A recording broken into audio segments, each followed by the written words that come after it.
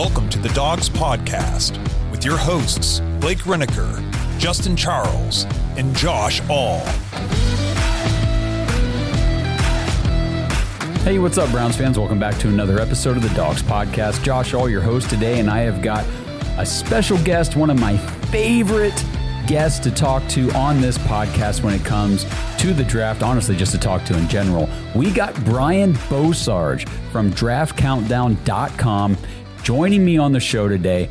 We're going to talk about the draft. We're going to talk about prospects in the top 10, who the Browns should be looking at if they trade back. What could the plan be?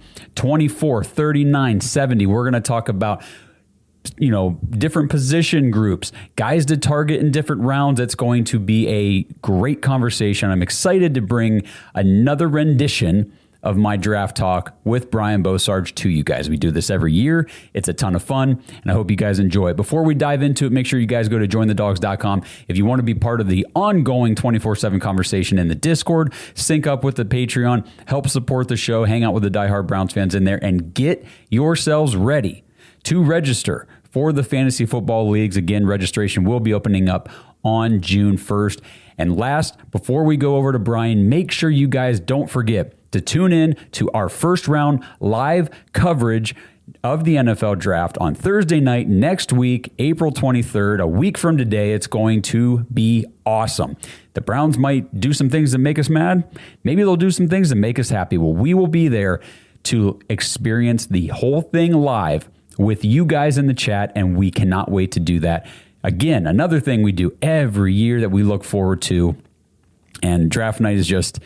it's a great time for us, great time for you, Browns fans in general. It's special, and we're very excited to do the live coverage once again for you guys. So make sure you guys are there next Thursday night, 7:45 p.m. on YouTube. And that's a wrap. That's my spiel. That's all I have to open with. So let's go talk to Brian. All right, like I mentioned in the open, everybody, I got Brian Bosarge with me from draftcountdown.com. We're going to be talking about these prospects. Brian's going to give us the inside scoop because this is his wheelhouse, the draft, breaking down these prospects. Brian, you do a great job of this every year. And like I said before the show, I love doing these episodes with you every year. We think this might be the fourth one that we've done now in a row, something like that at least. Every year you come on here and you tell us what's going on with these incoming rookies, specifically for the Browns. And I do have to let everybody know up front, of course, you are a Bengals fan, but we can let that slide. We both simultaneously hate the Ravens and Steelers, so that's cool. We got that in common. I also hate the Chiefs now. Okay. Hey, us too. There was no helmet-to-helmet contact call on Rashard Higgins back in those 2020 playoffs. That was terrible. All right, so why don't we just go ahead? We'll kick right into it. Give me your overall thoughts for the Browns at 6 and just kind of the top 10 in general. Let's kind of have a whole discussion around that group of prospects. So my first thought with Cleveland entering this draft is there's two ways this is either going to go. I don't think it's a third way here. They're either going to draft an offensive tackle at 6 and a wide receiver at 24, or they're going to draft a wide receiver at 6 and an offensive tackle at 24.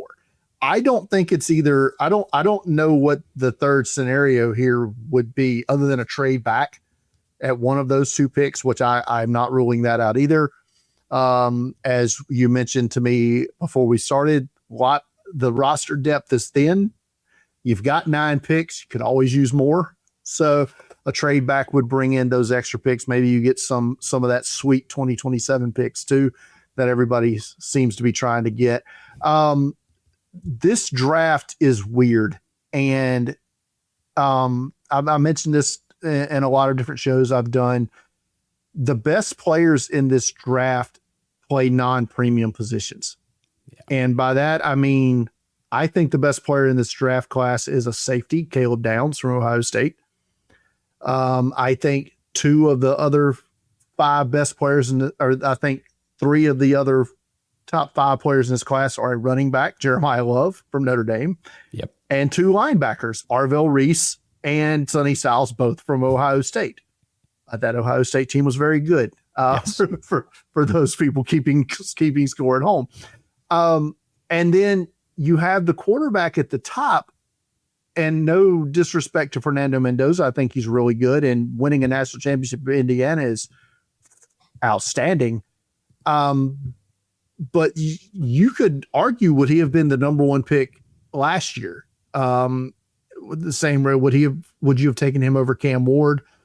He definitely wouldn't have been the first quarterback taken 2 years ago. I'm not sure he would have been higher than the fourth quarterback taken 2 years ago. And I don't think he would have been the top quarterback taken next year had he gone back to Indiana. So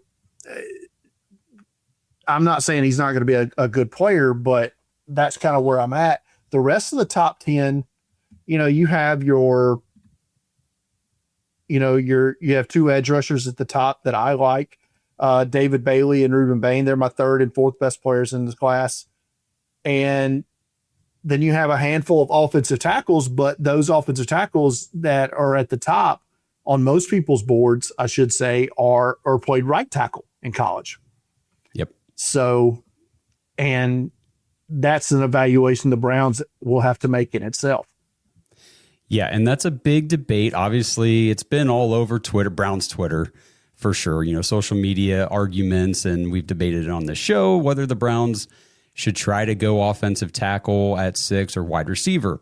And I'll get your opinion here in a second. I might as well just let you know where I stand. I am firmly on the Carnell Tate at 6 if he's available, because I think that he is clearly the best receiver, in my opinion, after everything I've done this offseason. I'll ask you what you think in a minute. But I think that he is a better pick at 6 than any of the tackle prospects that are probably going to be there. I feel like we would be reaching a little bit for some of those guys if we took him at 6. But what's your breakdown? Who would you be, in favor of the Browns taking at 6? If, say Carnell Tate is available on the board, and then you've got the tackles there. So that is the premise here, is that Carnell Tate is available at 6, which at this point, I don't know that that's a guarantee. I'd say it's about a 65, 70% chance that he's on the board. But if he's there, I think that is where the Browns go at 6. If Carnell Tate is on the board, I think he's the pick at 6. You're basically going to be taking him over. I think the right hand option, or the tackle option, would be Spencer Fano from Utah, who played right tackle at Utah, but is athletic enough to play the left side, but his arm length is less than ideal, right? Yes. So there's a lot of people that think his best position may be inside at center or at guard. You're not taking a guard at 6. So if you view him as a guard, he's not the pick. The next one is Francis Mauigoa from Miami, who I think is going to be a great right tackle in the league. So if you take him, are you moving Tyus Howard, who you acquire from Houston, over to the left side and then playing Mauigoa on the right side? I'm with you. I think the play is the wide receiver at 6. Now, if it's not Carnell Tate, do they even, I don't want to say reach, but maybe it is a reach for Mekhi Lemon at 6? Yeah, what's your opinion on Mekhi Lemon? Because I definitely like Carnell Tate. Justin, one of the other hosts on the show here, I mean, he's a big Carnell Tate guy too, but he's very high on Mekhi Lemon. Like 6 is not too high for Mekhi Lemon for him. I mean, my board breaks out a little bit different. I've got Mekhi Lemon in the mid-teens. Okay. But I have Carnell Tate at 15. So I as a wide receiver, I don't necessarily think that this is the best year for the wide receiver class in general, but I do think these are number 1 level wide receivers. Lemon does a lot of good things with the football. I wish we had got more testing out of him than we got, but we can't ask for the world, I guess. And there was a lot of stuff came out after the combine, anonymous scout talk or whatever about his interviews didn't go great and all that. That to me is somebody trying to get Mekhi Lemon to fall down in the first round to them. So like I said, if it's Tate or Lemon, I think now, honestly, if not for the injuries, I think Jordan Tyson would have been the top wide receiver on my board, if not for the injuries. But I saw a stat yesterday where he essentially every third game he played in college, he missed. So, I mean, that's not great. And generally speaking, those guys that stay injured in college stay injured in the NFL as well.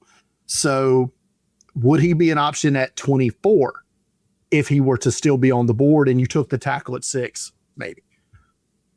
Yeah. And I've definitely talked about that as well. The possibility of Jordan Tyson falling into 24. And I'm more comfortable taking him there, obviously, than I am at 6. The injuries scare me, especially like you said, when you're injured like that often all the time in college, it's just going to carry on into the NFL. The physicality and the level of, strain on your body is even more. Yeah. Plus, if you come to Cleveland, you're just guaranteed to get hurt. It just happens. Like, it's kind of like the San Francisco 49ers play. They're all hurt. We're all hurt every year. Is there a substation there on the lake? There's got to be something, man. We needed to look into that. But Jordan Tyson, even at 24, I'd be better with it. It would still make me nervous because of the injury thing. Like, I'd be more excited about getting him there. But in the back of my head, I'd still be like, man, I hope this works. And if they do take the tackle at 6, be it Fano, be it Maui Noah, be it out for you guys' sake, I hope not, Caden Proctor. I've heard that a lot as well. He's another one I would be much more comfortable with at 24, though I don't think he'll be there then. Yeah. If that is the case, there are other wide receivers at 24. Denzel Boston from Washington is a name to maybe get familiar with.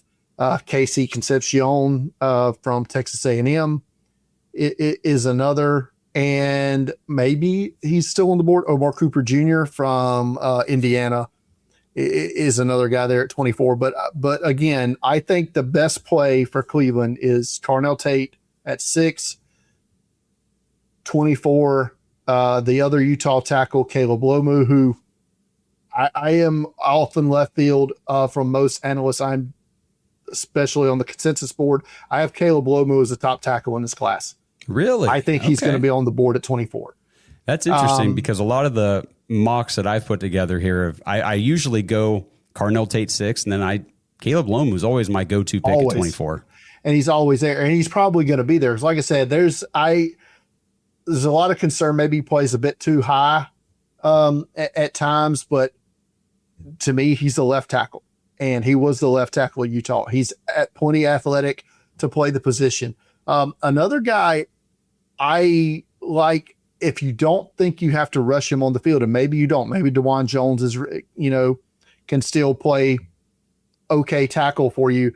Max Ahanachor from Arizona State is a guy who has only been playing football for like 4 years, maybe 5 years. Moved over here from Nigeria, soccer background. Started at JUCO, Fresno State offensive line coach saw him at JUCO, brought him in. Then he took the job at Arizona State, brought him over to Arizona State, and had a great Senior Bowl week. Gets a bit. What I like about him is he takes coaching well. You could see him in the one-on-ones at the Senior Bowl. Sometimes on one rep he'd get overextended. The next rep locked it down. Learned, moved on. And it's just like he's still raw, right? So it's going to take time to get him acclimated and maybe up to speed. So he's a guy I wouldn't mind there for a team like Cleveland at 24. Monroe Freeling is another one that his range is wild right now. After the combine, his range went into the 6th pick, right? A lot of mocks had him going to Cleveland at 6. Now maybe he's there at 24. I don't know. His range has been all over the place.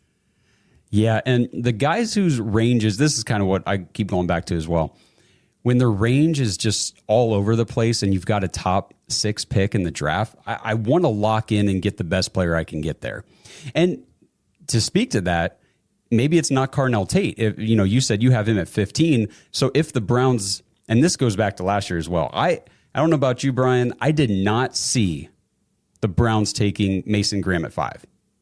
So I know there was some smoke and some talk about, a potential trade back with the Jaguars kind of ahead of time, that maybe there's something brewing there.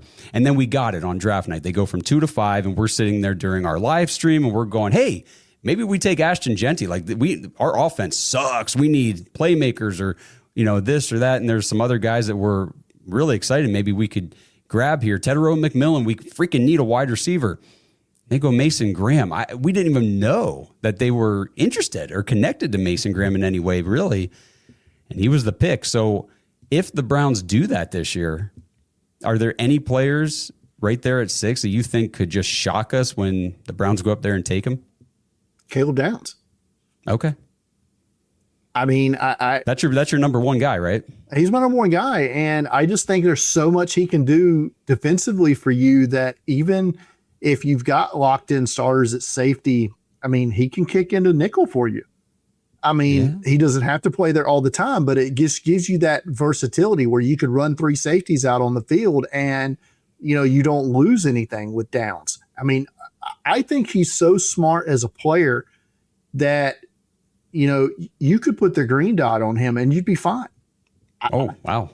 I mean, I think he could get away. I mean, you're not going to, obviously. No, but that's high praise, though. I mean, he's been this way since he stepped on the field at Alabama as a true freshman. That's true. And then it just continued to get better and better each year at Ohio State. I think he's that good. He's just a safety. So apparently the positional value, drops him down. I know I've seen it. A lot of Browns fans want Jeremiah Love at 6. I just don't feel like that would be a good move at all for what they need on this team. So if I would say a surprise guy that Cleveland would take, Mason Graham-ish off the radar there, Caleb Downs, I think, 'cause you don't really see that mocked to them at all. Mm-hmm. You see him mocked 5, 7, all around 8, 9, 10. You see him mocked all around, but never at 6. So that's just one that, would come out of left field, so to speak. That's true. And I mean, obviously Ohio State fan here. I'll take any of the Buckeyes. I think they're all great in this draft, in this top 10. And Caleb Downs was so much fun to watch in Columbus. And you're right, going all the way back to Alabama, like he stepped on the field immediately as a freshman and was one of the best players in the SEC, which is crazy to think about, being that young and being that dominant in such a major conference. So Jeremiah Love's another interesting one. I keep throwing that out there to people just to kind of get the reaction and gauge the field on what people are thinking. And it's definitely a split, man. There are people that think even mentioning Jeremiah Love is moronic and what are you thinking? And then there's other people who are like, yeah, he's the best player in this draft. Like, of course, if you can take him, take him. And it's kind of all over the place. But either way, I think as long as the Browns don't just completely reach for somebody at 6, I think that's the biggest fear of mine, biggest fear of a lot of Browns fans, is we've just got a track record in the history of screwing these things up, and I know last year's draft overall went pretty well. Looks like it's going to be okay for us. We did take 2 quarterbacks, and one's a QB3 on the roster at best, if he even makes it this year. And we took 2 running backs, one who we clearly didn't know how to use last year. So, but overall, we definitely got some good starters out of that draft. So we're hoping we can repeat that. This episode is sponsored by Kalshi. All right, Browns fans, we've all messed around with the sports books before, right? And let's be honest, you're always kind of playing against the house. But with Kalshi, it's different. You're not betting against some sports book. You're trading against other real-world people. There's no house trying to beat you. Kalshi just runs the marketplace. So if you think the public is wrong, like everybody's overreacting to these smoke screens in the draft or sleeping on a prospect, you can literally take the other side of the market. And it's not just sports either. You can trade on other real-world stuff, interest rates, inflation, even wild weather outcomes. It works like this. Simple yes or no markets, your risk is capped up front, and your payout is locked in. So if you trust your takes and instincts, and I know you guys do, go check out Kalshi and see what markets are live right now. So use our link in the description or just head over to kalshi.com/dogs, KALSHI.com/dogs, DAWGS, and you'll get $10 when you sign up and trade $100 on Kalshi. Because why shouldn't you guys get paid for being right? If you felt stuck trying to lose weight, you're not alone. Enter Weight Loss by Hers. It's designed to support you in reaching your goals. And Hers now offers access to an affordable range of FDA-approved GLP-1 medications, including the Wegovy pill and the Wegovy pen. With Wegovy at Hers, lose up to 20% or more of your body weight when combined with diet and exercise. It helps you regulate your appetite, eat less, and keep weight off. Plus, Wegovy is the first GLP-1 available in a pill, so there are no needles needed. Everything is 100% online through Hers. You'll connect with a licensed provider who will determine if treatment is right for you. If prescribed, your medication is delivered right to your door. No insurance necessary. And it doesn't stop there. Weight Loss by Hers goes beyond medication by offering access to 24/7 messaging with your care team and tons of in-app lifestyle and nutrition tips like recipes, meal plans, fitness videos, sleep content, and more. Even better, with a range of affordable GLP-1 options, Hers makes it simple to find an approach that fits your needs and your budget if eligible. You'll get a treatment plan personalized to you and unlimited dosage changes as needed. It's weight loss designed to work with your life. Ready to reach your goals? Visit forhers.com/women to get personalized, affordable care that gets you. That's forhers.com/women. forhers.com/women. Weight Loss by Hers is not available in all 50 states. Wegovy is the registered trademark of Novo Nordisk A/S. To get started and learn more, including important safety information, Wegovy clinical study information, and restrictions, visit forhers.com. Since 1989, Mount Hope Fence has set the standard in outdoor living. From decks and railings to fences and patios, we've got you covered. Our lineup features top brands like TimberTech, AlumaGuard, Preferred Railing, and Unilock, along with our own premium Duralux vinyl products. For over 30 years, we've partnered with contractors ensuring reliable job site delivery. Discover quality and excellence in all things outdoors with Mount Hope Fence.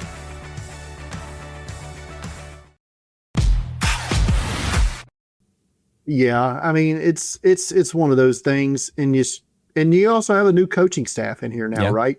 So those guys that you drafted last year, who knows? I said there's a whole lot of things to watch with that team this year that I kind of wish they were on Hard Knocks, to be honest. But be very interesting. Just the quarterback room dynamic itself would be fun. So from an outsider perspective anyway, I can't imagine the torturous nature it would be for fans of the team to have to watch that play out every week. We're all very ready for one of those quarterbacks to just not be here anymore. But all right, so let's move down here. Kind of focusing on guys who could be available around 24. You've kind of already alluded to a little bit of it, but Denzel Boston, you mentioned Casey Concepcion, Omar Cooper Jr. Is that kind of the order you would have them in, or would you have Omar Cooper ahead of them? For me, if Kevin, I know that's how they have him listed here. If Casey Concepcion is available at 24, for me, even if they took a wide receiver at 6, I'd still want him. I think he's such a dynamic playmaker. But what's your breakdown on that next group of receivers that could be available? Yeah, so he's an interesting case because he's also return game benefit as well.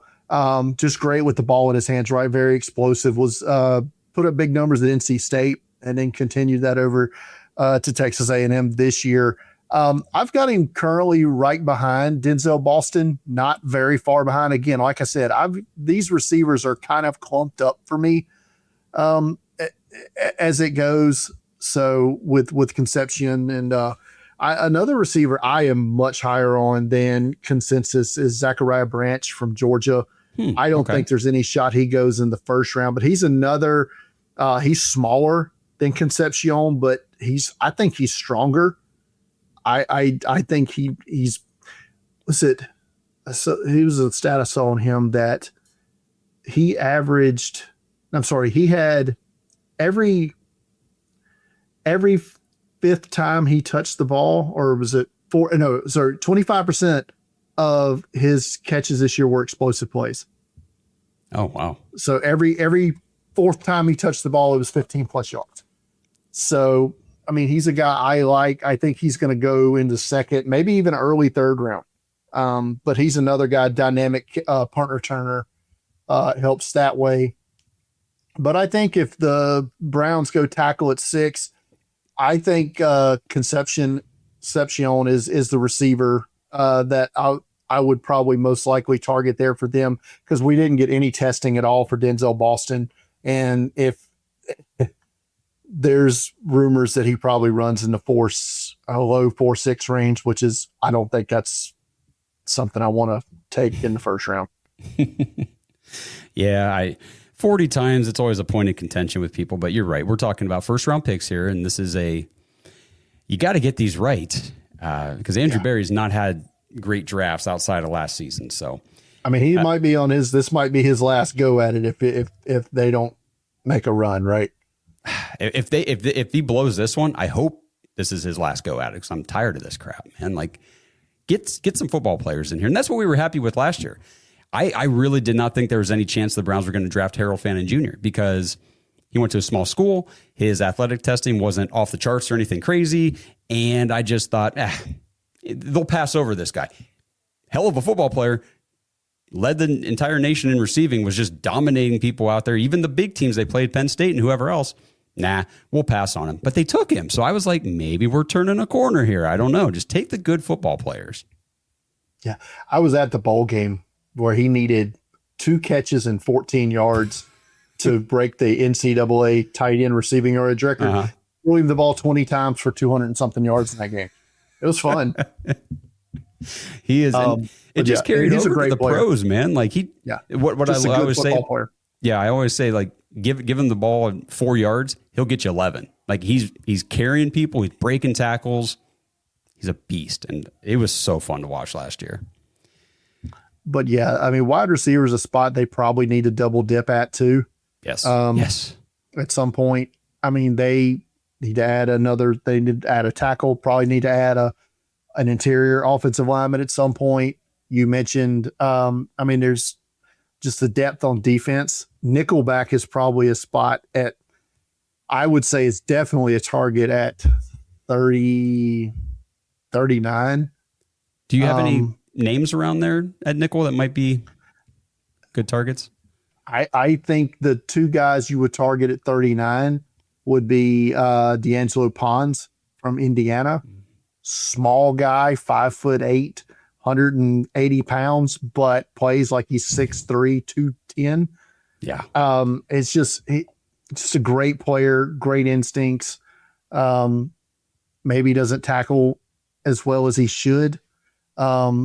Keontae Scott from Miami is another guy. He's a little bit older than Pons, but he's another guy that at pick 39, I think maybe that's a little high, maybe not.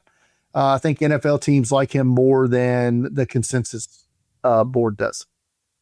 Gotcha. Yeah. And a lot of what I do, do you use mock draft database when you're looking at a lot of those? Yeah. So I like to look at them, and then I compare with like who the Browns have hosted for top 30 visits. And obviously I know they don't just draft top 30 visit guys, but it just gives you an idea of what they're looking at. And around 39, the only guys they've really brought in, Ty Simpson, obviously, Denzel Boston, and they brought in, who was I was just looking here? Oh, R. Mason Thomas, the edge rusher out of Oklahoma, which I thought was interesting because I feel like based on the stuff that they've actually put out publicly, he's the only edge rusher they've hosted for a top 30 visit.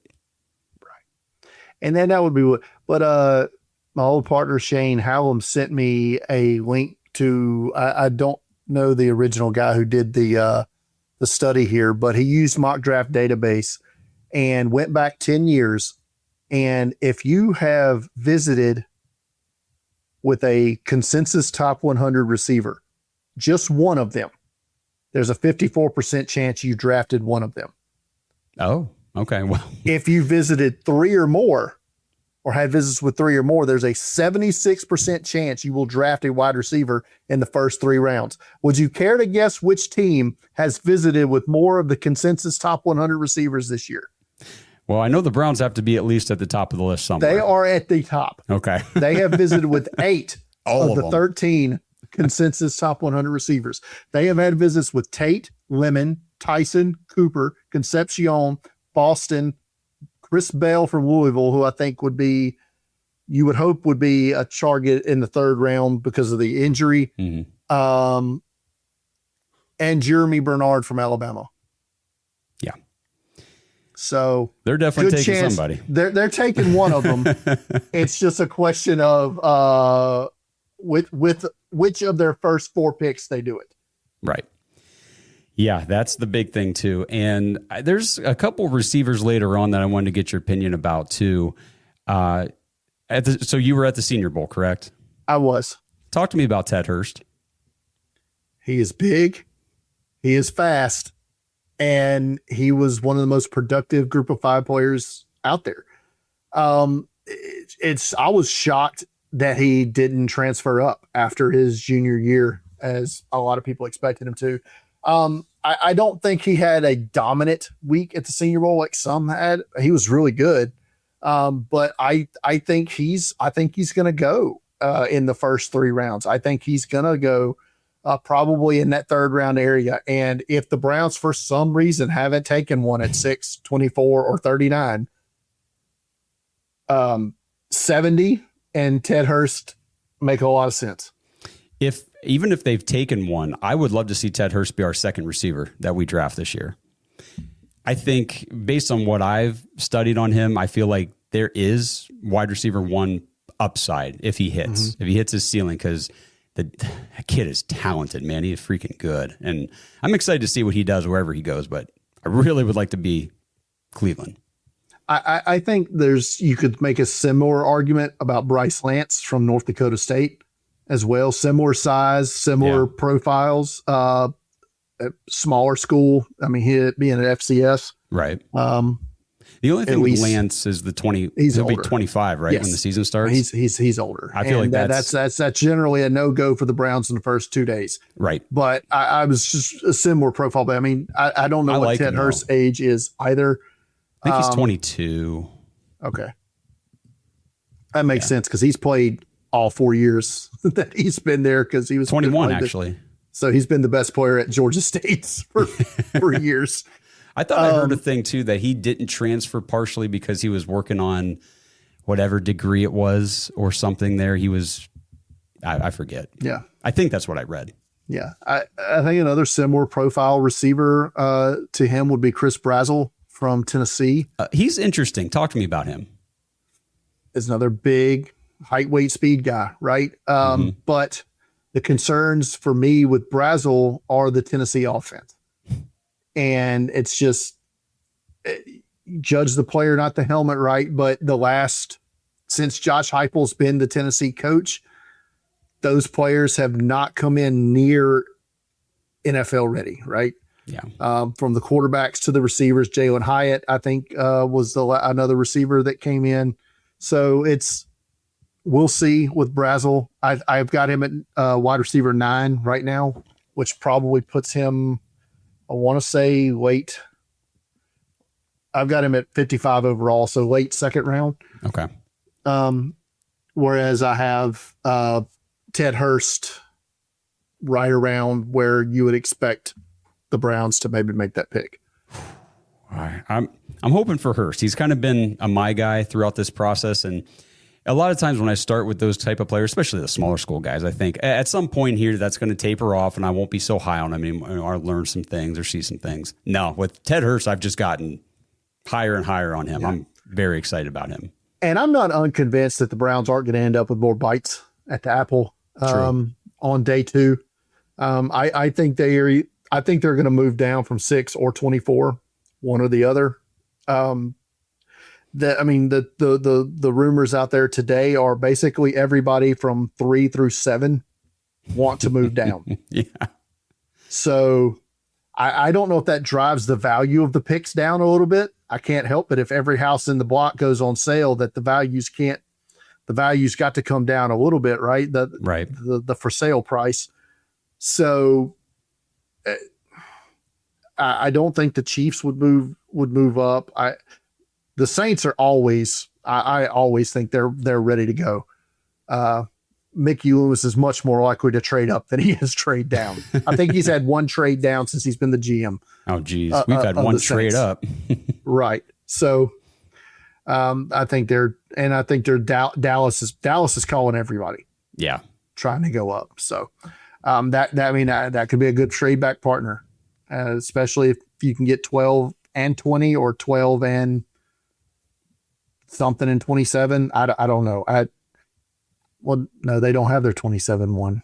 They have, they have one of them. See, I was looking at that today. So they have, that's right. They have Green Bay's 27 one. They don't have theirs. Well, there's I thought it was conditional, wasn't it? The Jets got the higher, whatever ends up being the higher pick.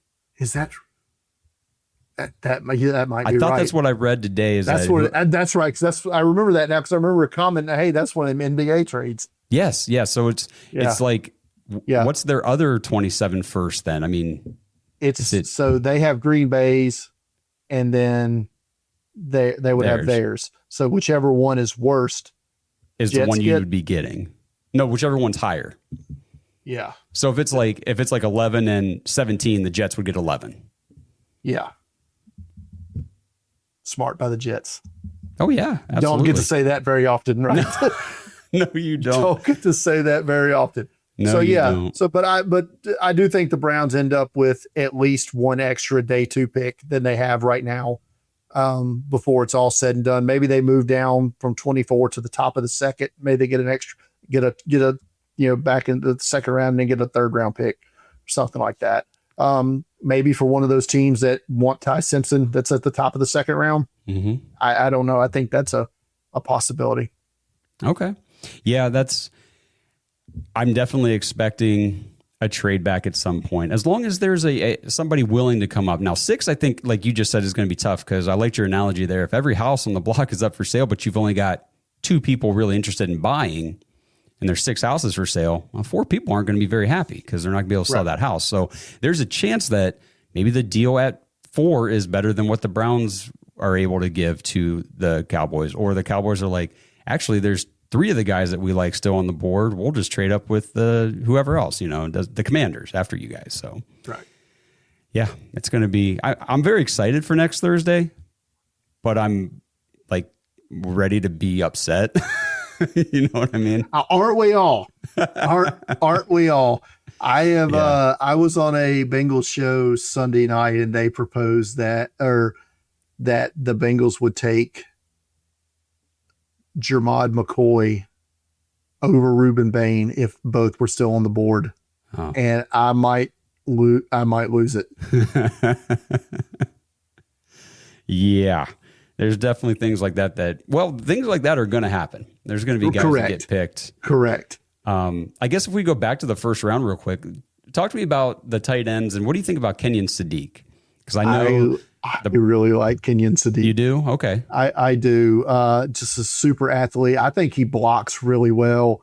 Probably needs to refine his route running a little bit, but the thing with Sadiq is, especially in the case of the Browns, I think it's putting a hat on a hat. Because he can do a lot of what Fannin does. Right. And you already have Fannin, and Fannin would be cheaper. Yeah. Because Fannin's on a 3rd round deal where, Sadiq is not going to be. Right. So I think for Cleveland, it wouldn't.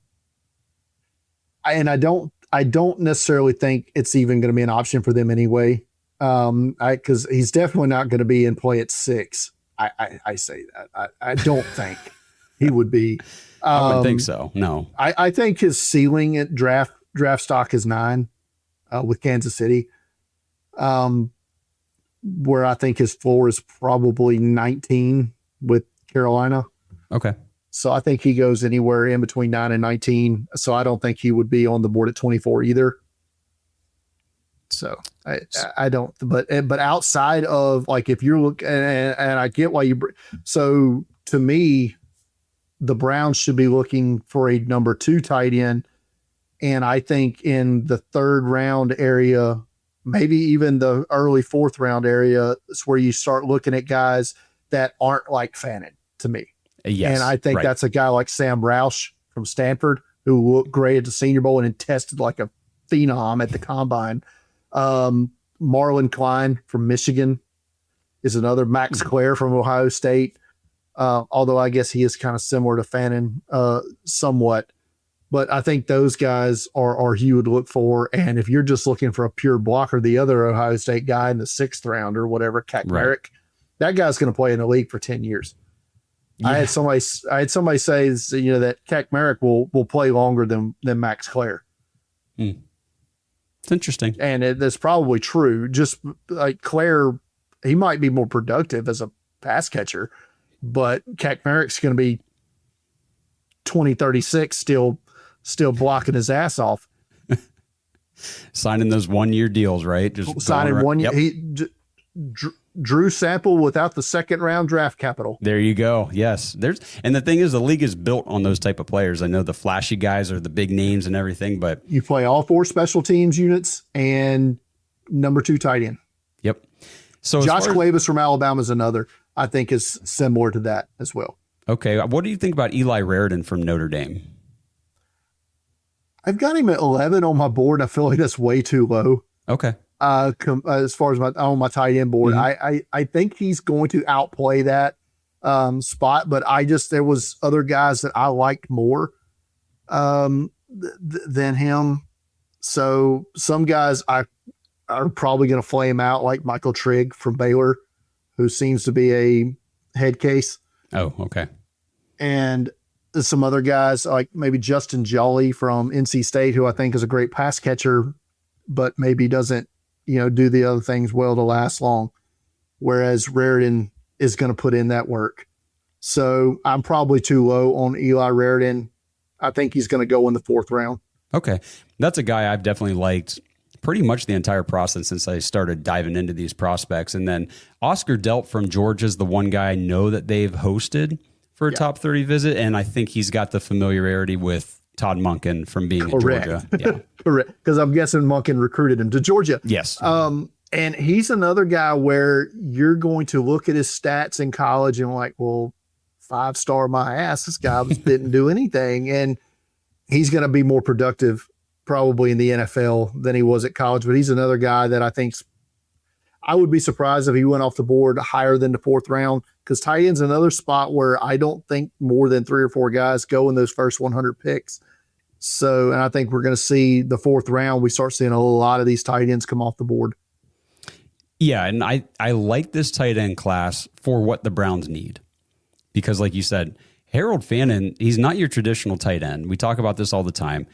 They line him up all over the field, or at least last year's coaching staff did. Will they do it this year? I don't know. They should. It worked very well last year. Put him out wide, slot, backfield, inline, wherever. Doesn't matter. He'll make the play. But we need that inline blocking tight end who can also go out and be a weapon in the passing game. And I think there's a handful of those guys that the Browns could come away with, at least one of them. Yeah. I don't think Eli Stowers is that guy from Vanderbilt. I don't think, like I said, Michael Trigg is definitely not that guy. There could be some other ones. There's another like a Harold. He's not, I don't think he's for the Browns, but I think another guy that is a day 3, maybe mid to late day 3 target that's similar to Harold Fannin is Seydou Traore from Mississippi State, born in England, played at Arkansas State, and then was highly productive there, and it was productive for Mississippi State this year. So plus he counts as the international spot. He's one of the IPP guys. So I don't know. I don't think it works that way on the 53 man, but I know you get a free practice squad spot for him. I don't know if you get, I don't think you get 54. I think you get an extra spot in camp, though, isn't it 90? Yeah, 90. It's 91 in camp, and you can carry 17 on the practice squad, but I don't think you can carry 54 active. Guys. Or, a final roster. I don't think that's how it works. Yeah. But, he's a guy that some team's going to just to have the extra body. But I think he's more than that. That's a good name to keep in mind, too. And then you had mentioned, going to the interior of the offensive line at some point in this draft. And correct me if I'm wrong, but I feel like there are some good interior offensive linemen that can be had in like the 2nd and maybe early 3rd round range. In my final board that's going to go up on Sunday. So I'll have a top 300 that's going to go live at Draft Countdown on Sunday. I have got 8 interior offensive line in the top 100 picks. Okay. So day 2 is going to be a buzzing with these guys. I think we only have one go on day 1, and if he's available at 24, take him. The Browns, Vega? run up yes. Vega Ioane. Is that how you say Ioane? I think it's Ioane or Ioane. I've never it's tough to say. Yeah, it's. I feel like that's right. That sounds right. Vega and from Penn State. I think it's Vinga, by the way. Vinga, okay. Vinga Ioane. The dude is a monster. I would love to have him. I would. Yeah, I don't care where he starts. Left guard, right guard, whatever. That guy's plug and play. Yeah. So yes, he's 24. I think another guy, it may be at the top of the second round. Former tackle Jennings Dunker, Iowa, another fun guy. I think he's a guard at the next level. He played both at the Senior Bowl, but he was much better inside. Emmanuel Prenon is older from Oregon. Yeah. So I think he'd be off the guy who fits the draft profile of age wise for the Browns is Chase Basantis from Texas A&M. Yep. Heard a lot of talk about him going in the bottom of the first round. I'm not buying that. Top of the second round, sure. Keelan Rutledge from Georgia Tech is another nasty player. And I love and this to me, if you do get one of those extra day 2 picks, like in a trade back, I love Connor Lew from Auburn. Okay. As a red shirty pick, if you will, tore his ACL in like October. That's right. Yeah. And, but man, he's so good. I think he was the top center, in this class. I think he was a borderline first rounder, if not for the injury this year. And I said, I don't know when he'll be ready to go, but to me, if you've got some extra picks, you could do a lot worse than having this guy on the ready to go with some of them 1 year, them 2 year deals you guys signed on those offensive linemen that are really no more than 1 year deals. A guy ready to go next year inside. Yeah, and I think center's definitely. It depends on what they want to do with Elgton Jenkins ultimately, because if they got a good center in this draft, we could use one, because right now, outside of Jenkins, it's just Luke Whippler on the roster, and he's been kind of hurt every year. And the only thing with Connor Lew that worries me about the injury, and it goes to the last guy we did this with, Zach Zinter. We drafted him coming off that injury, and he's never been the same. Like, he's never done anything. It is a worry. But not everyone's the same, right? Right. I know it's hard it's hard to judge that. Some guys, because this is, I think, his only injury he's had. I don't know what Zinter's injury history was prior to the one he got. And then of course you have a couple of older Iowa interior offensive linemen. I don't think you can ever go wrong with those guys, right? Logan Jones, Bo Stevens, a couple of those guys. And I know there's a lot of love for Sam Heck, the center from Kansas State. He had a good week at the Senior Bowl, and maybe a bit small. I think he's under 300 pounds, but or right at 300 pounds. But another guy to keep an eye on.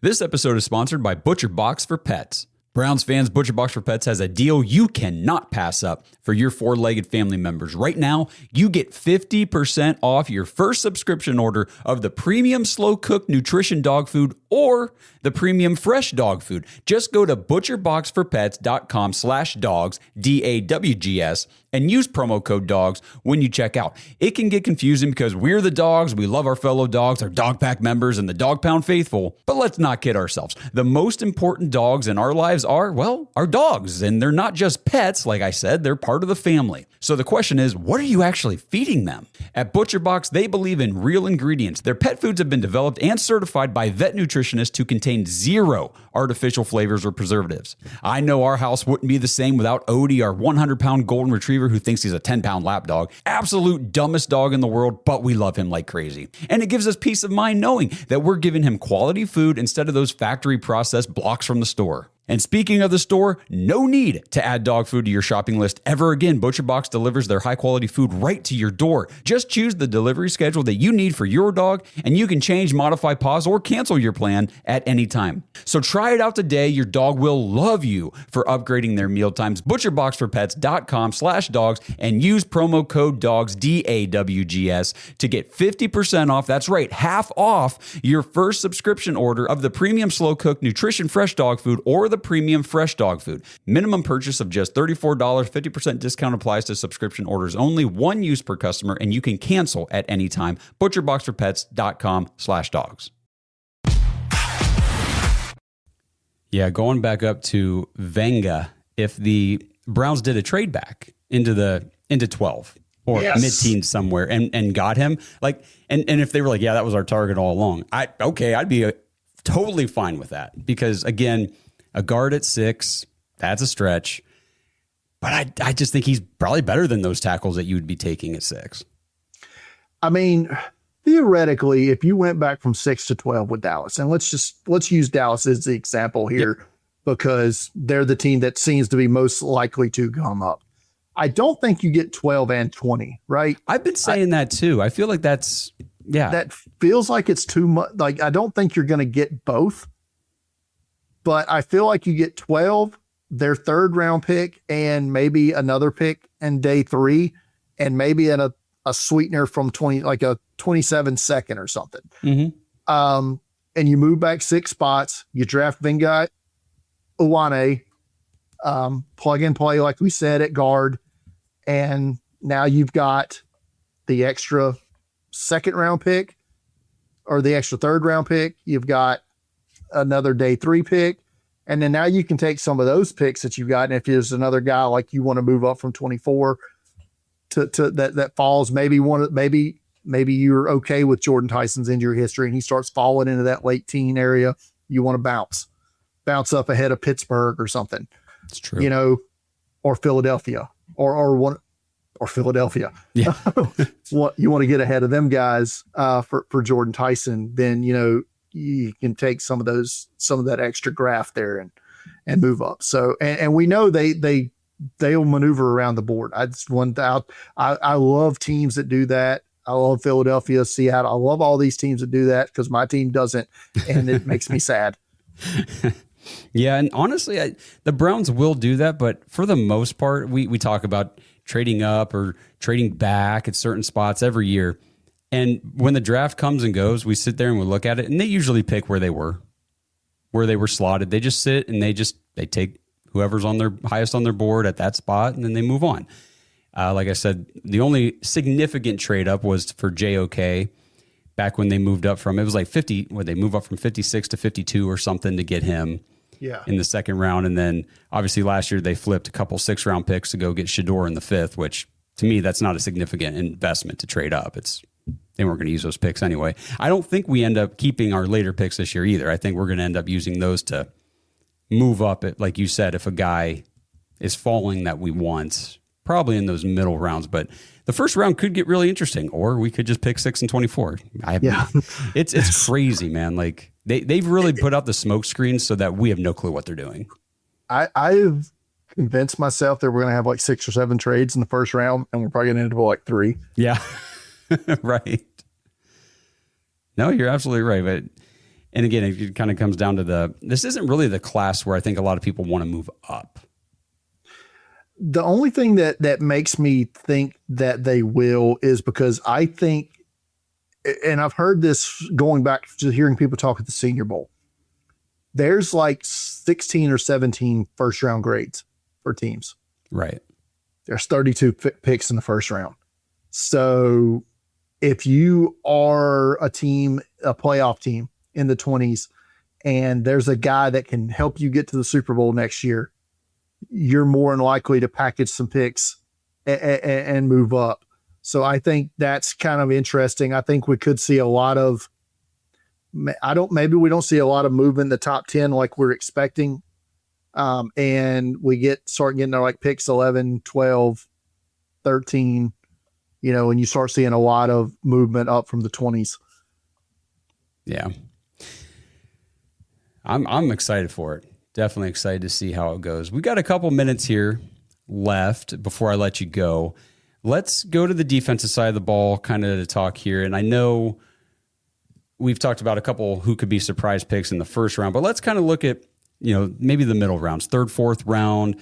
Who would be some of your top defensive players overall in that range of the draft, and guys that you think would be a good fit for the Browns, knowing our lack of depth on defense and how badly we really do need to start plugging some holes there? So you guys struck gold last year in the second round with Schlesinger. I mean, that guy's a player. And this year, I think this is the deepest linebacker group, off-ball linebacker group I've scouted in at least 10 years, at least.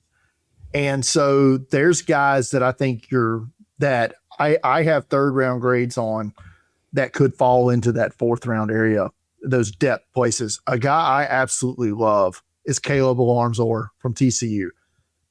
He was on the same defense at the Senior Bowl with Jacob Rodriguez from Texas Tech, Kyle Lewis from Pittsburgh, and he was every bit as good as them during the week of practice, and he was the only one that stayed for the game. Interesting. That's a name I have not really heard much about. So I'll have him in my top 100. I doubt he goes in the top 100 or the first three rounds. I think he's going to be on the board at the top of the fourth round, but he's a guy that for someone like Cleveland, I think would be a good target. Another guy that I think is going to be available in the fourth, maybe the fifth round, who I would just want to see, I would want to take the lottery ticket, and that's Harold Perkins from LSU. I mean, this guy as a freshman, dominant pass rusher in the SEC, but it's just undersized, right? He's never going to be that edge rusher that everybody wanted him to be. But can he be a sub-package guy for you? I don't know. I want to find out. And I want to find out in the fourth round. I want to find out in the fifth round. I don't want to find out in the second or third round. But if I can get him there, couple other linebackers I'll hit on really quick that had good Senior Bowl weeks. Bryce Betcher from Oregon hit like 400 as a center fielder and never made an error at Oregon as a baseball player. And then, moved to linebacker. He was another guy. He was on the same linebacker roster with the other three guys I've already talked about at the Senior Bowl. Same team. And Xavier Sorey from Arkansas, another guy who I thought had a good week at the Senior Bowl. Corner, day three guys. I think early round 4, Takario Davis and Ephesians Presock, both from Washington, both long arm, both 6'3", 6'4", good tacklers, tested well. I just think they're going to be available either late third. I think they're going to be available late third round, early fourth round. Dalen Everett from Georgia, playmaker on the corner there. Charles Demmings from Stephen F. Austin, a smaller school guy to kind of watch out for. And at safety, I think you getting this is another good group in that middle round area. Kamari Ramsey from Southern Cal, Zakee Wheatley, Penn State, VJ Payne from Kansas State, probably going to outplay his draft position a lot. Genesis Smith from Arizona is another third, fourth, fifth round area guys. And a guy who had a great combine, but maybe didn't play as well on tape, Robert Spears Jennings from Oklahoma.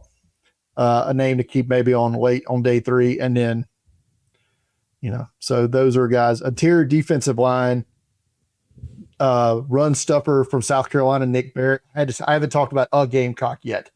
Yeah, I noticed that. This was going to have to happen at some point. But Nick Barrett, I think, has some pass rush upside, but as a run defender, stout there. Small school guy, Caleb Proctor from Southeastern Louisiana, has good tape. And then one of the best athletes at the position this year, Penn State transfer to Georgia Tech, but he's an older guy, sixth-year prospect, Jordan Vandenberg from Georgia Tech. Almost a full 10 RAS this year. Jeez. So, I mean, and another older guy who tested great. Literally, only day he was at the Senior Bowl was the Senior Bowl game. Really? Because they had so many guys on the interior defensive line just leave. They had to bring in like multiple guys to play on the interior defensive line. These guys almost played the whole game. Wow. And Renee Conga from Louisville, good tape. I think he saw someone said his PFF pass rush win rate was like 25%. Oh, wow. On the interior. But again, he's a 6th year player, 6'3", right at 300 pounds. So I think he's a mid to late day 3 guy that you bring in and hope for the best. Yeah, it's kind of what they did with Juwan Briggs a couple years back out of Cincinnati, and then ended up trading him. I think it was to the Jets. So, yeah, I mean, the Browns just have, again, defense. Everyone said, well, we don't really need anybody on defense. But because I did a whole roster breakdown episode, it's thin. It's really thin. Each position's like, that's it. We only got 2 guys. Guys are going to get hurt. Yeah. And you got to have guys to be able to come in and take their place. Absolutely. You definitely do. Yeah. No doubt. Brian, I really appreciate you jumping on here and talking some draft with me like we do every year. It's been a ton of fun. Was there anything we didn't touch on that you wanted to? Did you want to talk about Ty Simpson? I mean, we can. Give the people a little bit. I'm sure they want to hear something. So Ty Simpson's first 9 games of this season, I think he was better than Mendoza. He looked good. But then his injuries started piling up. The problem with Simpson is he has 1 year as a starter, and that 1 year, 6 of the 9 games he played in were awful. Yeah. So I don't know. I can't, now that when the Rams traded 29 to Kansas City, I lost the place to put him in the first round. Once I found out that Pittsburgh would not do it, I don't know if I don't project trades in my final mock, which I won't. I don't know where I can put him. And Makes that sense. worries me because I think he's going to go in the back end of the first round. I just don't know to who. Is it going to be the Jets coming up to get the 5th year option? Is it going to be Arizona? Is it going to be maybe it's the Browns coming up from the top of the second? I'm just I don't know who else it would be. Is it? So it's one of those deals where he's going to go somewhere. The thing that this quarterback group is not good. And Mendoza is going to go 1. Simpson's going to go somewhere between, I'm just going to throw 18 out there, and 35. And 18 is specific because I've heard some craziness from Minnesota lately, and I don't know. Maybe not. Maybe it's just a little smoke signal going up.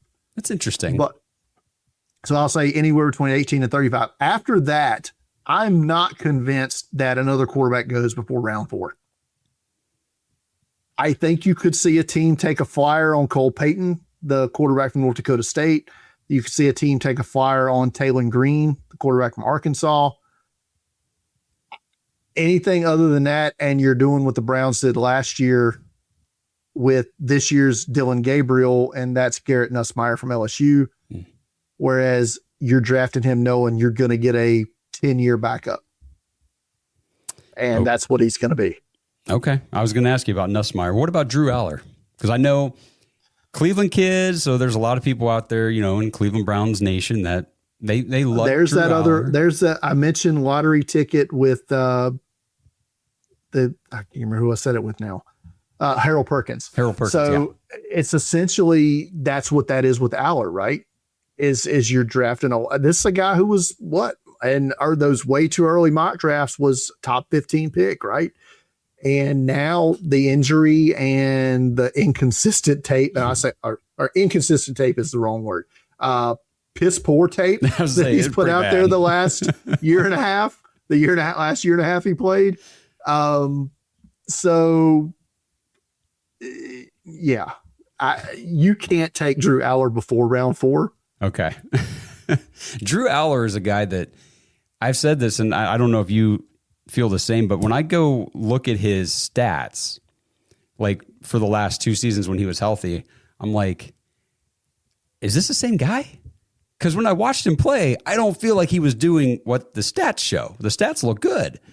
Yeah. When I watched him play, I was like, this guy doesn't look very good. No. No. Now, granted, 2 years ago, he had Tyler Warren and some guys to throw to. So True. This year he had some guys and no Tyler Warren. So It does make a difference for sure. it does help. It does help. So as far as, and I'll let you go here in a minute, but Ty Simpson, like traits that would make him enticing to a team like the Browns. Obviously, there is a connection with him and Monken from the past and all that kind of stuff. But what would the Browns be resting that confidence on, I guess, off of Ty Simpson? I thought he made throws this year that not many quarterbacks that you're going to see in this draft class make. He puts the ball in places that you wouldn't think he'd be able to. I don't think he's much of an athlete. Like, I think he can move in the pocket, but I don't think he's going to make very many plays down the field, or not sure how many plays he's going to make off script, so to speak. And the same can be said about Mendoza. He doesn't handle pressure up the middle well. So that's something that's worrisome in today's NFL. So it's one of those things where if you can protect him up the middle, which I would be concerned that the Browns could do that right now, I think you'll be fine. And that's why I thought the two best places he could go were the Rams and Pittsburgh, because he wouldn't have to play. Yeah. Yeah, I think a good spot for him, or now that you've thrown Minnesota out there, is interesting because he can play behind Kyler Murray for a year. Yes. Or whatever. Or if they sign Kyler to like another 2-year deal or something, an extension, then Simpson kind of do the Jordan Love thing and just wait out his rookie contract. You know? And then you can build the team up. Yes. Around him, up the middle and everything. So that's kind of the good plan, but most NFL teams don't draft quarterbacks with a good plan. And that's why a lot of these guys don't work out. No. And when we're talking about Cleveland specifically, they don't draft quarterbacks seemingly with any plan. It's just kind of just throw it at the wall and see what sticks. And even if they're 5'10" on their tiptoes. Yeah. Oh, well, hey, at least you guys got Joe Flacco out of that last year, right? Hey, I'm glad we got him back too. I'm not going to lie. I was so glad. I was very happy. I did not think I was going to be happy with that Flacco trade, but and then I was like, they've got to bring him back. Yeah. No, I thought that was a good signing for you guys to get him back. I like Joe Flacco. Took us to a playoff run. You know, it's hard to hate the guy. He was a cool dude. So good for you guys. But all right. Hope he doesn't have to play. You know what? Yeah, that's the truth. I mean, as a Browns fan, it's like, screw Joe Burrow. But I mean, as an NFL fan, you want to see the best players out there. You want to see the best competition. It's no fun to go play against somebody's back. You know, when you're sitting there watching, it's like, okay, this isn't really that fun. Plus, as a fantasy football, you know, I really love fantasy football. That sucks, man. It sucks for all the pass catchers, the running backs. It just sucks for everybody in general on that team. So, but plus we like Joe Burrow, Athens kid, you know, here in Ohio. Sure. But thank you so much, Brian. Appreciate you coming on here, talking to me, talking to everybody out there who's going to listen to this about these prospects. It was a lot of great stuff. If you guys have comments and stuff, drop them in and, you know, let us know. We'll talk about it. And draftcountdown.com, head over there. Like Brian said, Sunday, you're dropping your final big board, right? Your top 300. Yep. And then Thursday morning, we'll have 3 final mock drafts up simultaneous. Well, not, I think I'll spread them out a little bit, but you know, but yeah, so we'll have our final mocks go up next Wednesday. And like I said, we'll also have final boards going up. Not just mine, but we've got two more big boards going up as well.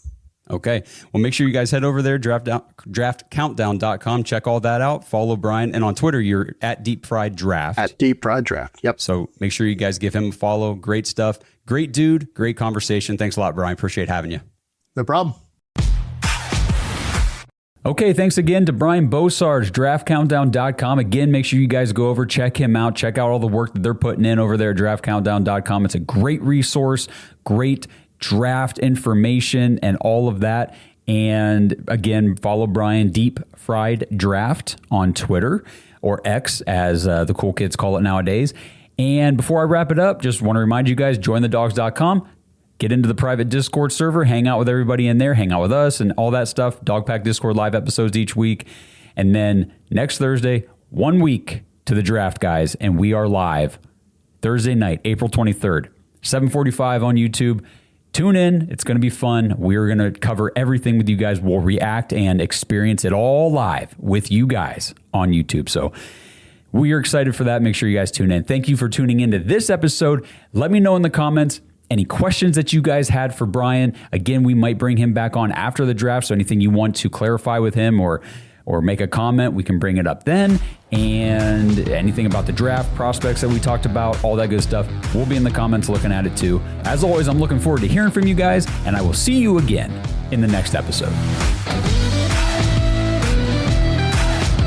Thanks for listening to another episode of the Dogs Podcast. Make sure you subscribe on YouTube and follow us on Twitter at the Dogs Podcast. Get your thoughts on the show at thedogspodcast.com.